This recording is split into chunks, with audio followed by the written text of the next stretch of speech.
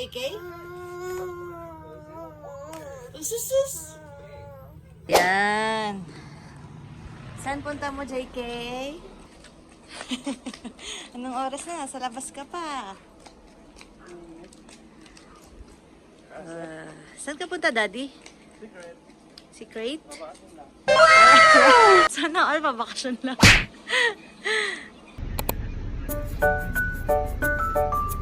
Hello guys! Kung napapansin nyo, hindi kami magkakatabi kasi late na kaming dumating ng terminal ng bus. Dito nga ay natulog na agad si JK. Anong oras na rin kasi nung naisipan namin pumuntang Mindoro? Siguro mga 9 PM na yun. Biglaang bakasyon nga lang to. Madalas talaga yung mga biglaan pa yung natutuloy.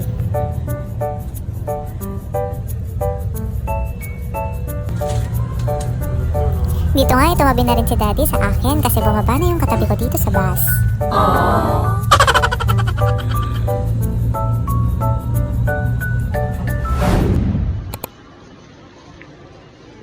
G. Madam. Bagang gising ang baby. Ocho. Ay, nakalagay. Where are you going? Ayan nga oh. Very safe, very fast, very convenient. Fast cat.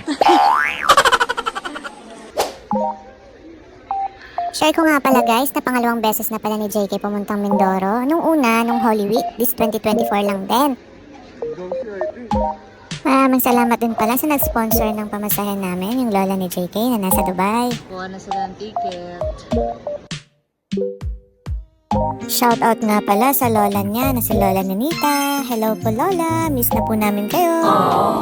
Hello! Waiting nga na makabili ng ticket si Tita G. Ayan nga si JK at tuwang-tuwang nagtatakbo-takbo dyan.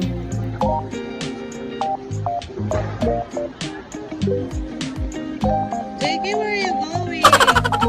JK! Naka 2 hours sleep din to sa bus. Kaya kita nyo naman, di ba? Ang taas na naman ng energy ni JK. Sa Starlight Ferries na rin pala kami kubuha ng ticket kasi delayed din ng 15 minutes ang fast cat para hindi na rin kami magantay ng matagal dito sa terminal. Naka-charge yan sa bus. Ito, tulog yan buong biyahe.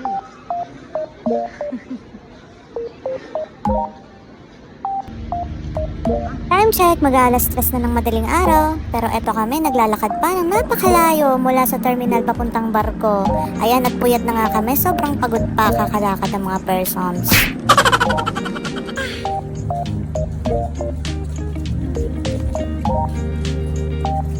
Kamusta naman kayong dalawa dyan? Okay? Malapit bahay na. Nakakasakay lang namin ng barko. Saya, Daddy. Are you tired na? Yes. Kaya anak mo, naka-charge na yan. Ang daming bata dito. Sundan ko na. Dapat mag-center. Ganun.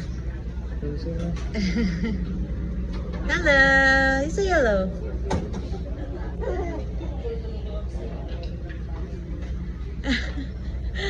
Sure. Hello, yung maternal.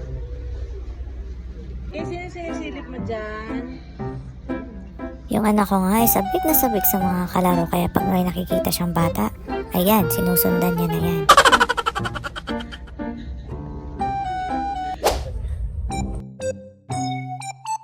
Time check, 4:41 na ng madaling araw. Ayan, at nakala na yung anak ko sa cellphone. Ang akala nga ng daddy ay makakapagpahinga na siya. Yun ang akala niya. Mag-aalas 4 na rin pala nung umalis yung barko. Medyo umaambon pa nung time na to. Ito, mga tulog na sila. Pagod sa biyahe. Siyempre, kailangan mag-bitter eh. Lalo na to. Walang kapaguran. Kahit malabo ang pinapanood.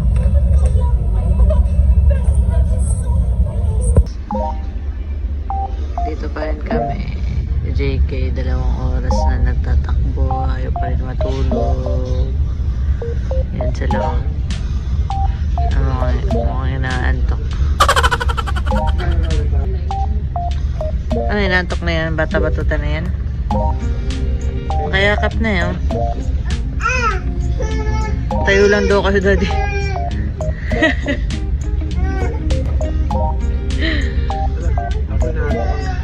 Kawawa naman ang daddy, hindi na nakapagpahinga, kakabantay sa amin dalawa ni JK.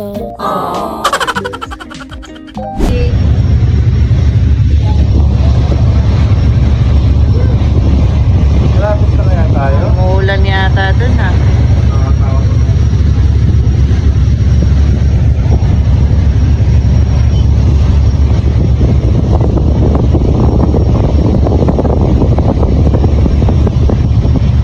Ayan nga at lumiwanag na lang, hindi pa rin natutulog si JK. Ayun lang si JK. Ayun nasa loob.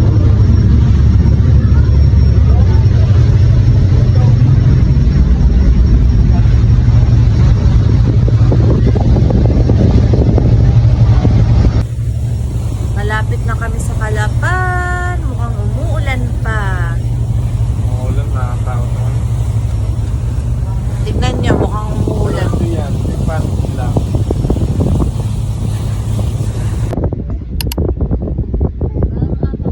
Halos 4 na oras nga kami sa barko at pagdating namin sa Calapan ay umaambon pa. After nga ng napakadaming pagsubok sa amin, ayan nga at nakarating na kami dito sa Pinamalayan.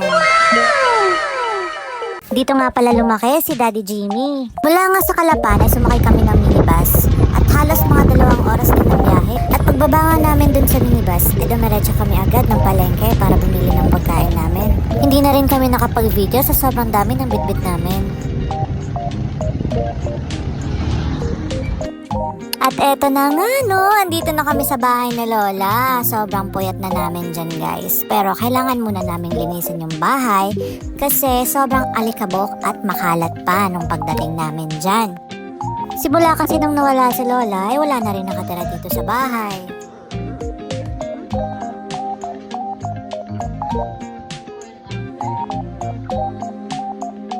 Eto nga pala ang bahay ni Lola nung hindi pa natatiles yung kwarto.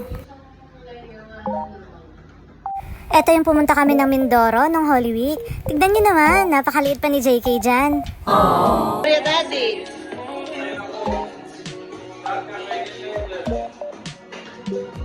Ginagawa mo, Daddy? Ayan, kita nyo, di ba? Wala pang tiles yung kwarto. Ayan nga ang anak kong napaka-cute. Sobrang haba pa ng buhok niyan kasi hindi ko pa siya napuputulan. Tignan nyo naman, natatakpan na ng buhok yung mukha. Napakaganda na nga rin ng bahay ni Lola dito sa Mindoro, kaya ang sarap na rin magbakasyon dito. Naalala ko pa nga dati, pag tanghaling tapat, maghanap ka talaga ng pwesto sa labas sa sobrang init sa loob. Tabo mo na. Mainit na tubig lang. Mainit na tubig lang. Transfer ko lang. O diba, ang bait ni Daddy, naghuhugas ng pinggan. JK, nasaan ka ngayon, anak?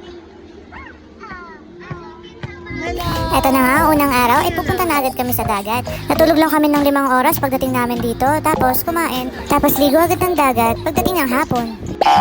JK! Let's go, let's go! JK! Maglalakad na, maglalakad na. Puro iyak sa bahay eh. Maglagay ng sunscreen.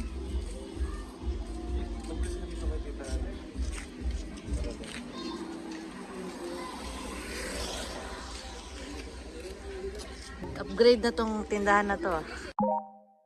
Ang ganda rin pala ng timing ng pag-uwi namin kasi sakto, magpifiesta na rin dito. Kaya itong malapit na court dito sa bahay ni Lola, aba, may mga peryahan pa. Nasad nga lang ang daddy kasi hindi na siya makakapag-basketball dito.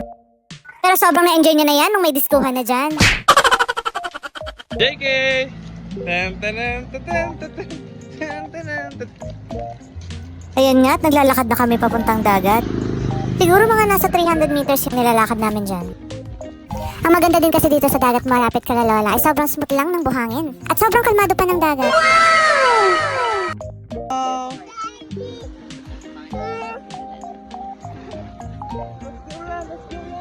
Dito nga rin pala sa Mindoro ang first sand experience ni JK. Eto, ang late pa ni JK dito.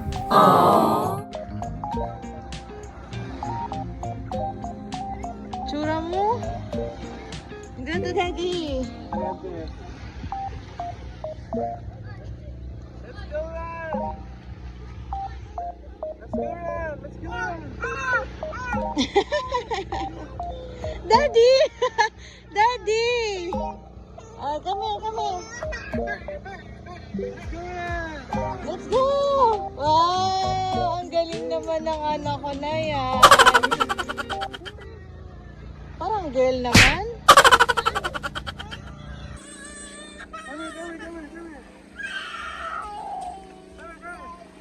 Daddy! Daddy kasi. Tara na. Saan kayo? Wow! Wow! Pogi naman ni Baby Shark! Wow! Ay, sarap yung tubig. Sarap yung tubig. Sige na. Upo ka na. Upo ka muna dyan. Sige na, upo ka dyan. Wow! Wow! Lala, lala. Lala, lala. Ano, G? Tapos ka na umihi dyan? JK! JK! Hello! Patigyan ko ng sigaw. Anak! Hello! Hello! Gusto naman eh. Lu. Lu. Lu.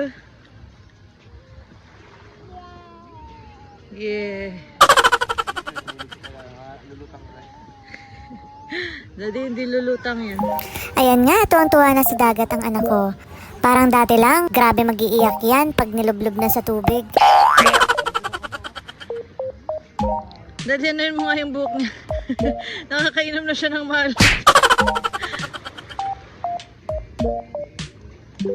Grabe, ang ganda ng view, no? Libre lang yan sa Mindoro. Daddy, harap ka naman dito. Nice!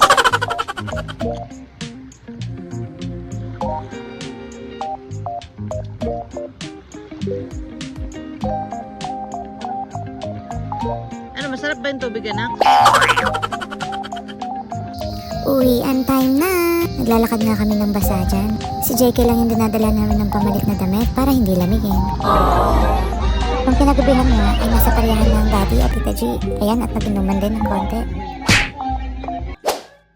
Habang nasa labas nga si Tita G at ang Daddy, si JK naman ay natulog sa bahay. Kaya ayan, pagising, hyper na naman ulit. Put him in the bathtub to see if he could swim. He drank up all the water. He ate up all the soap. And now he's home sick in bed with bubbles in his throat.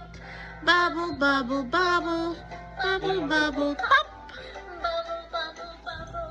Bubble, bubble, pop. Pop!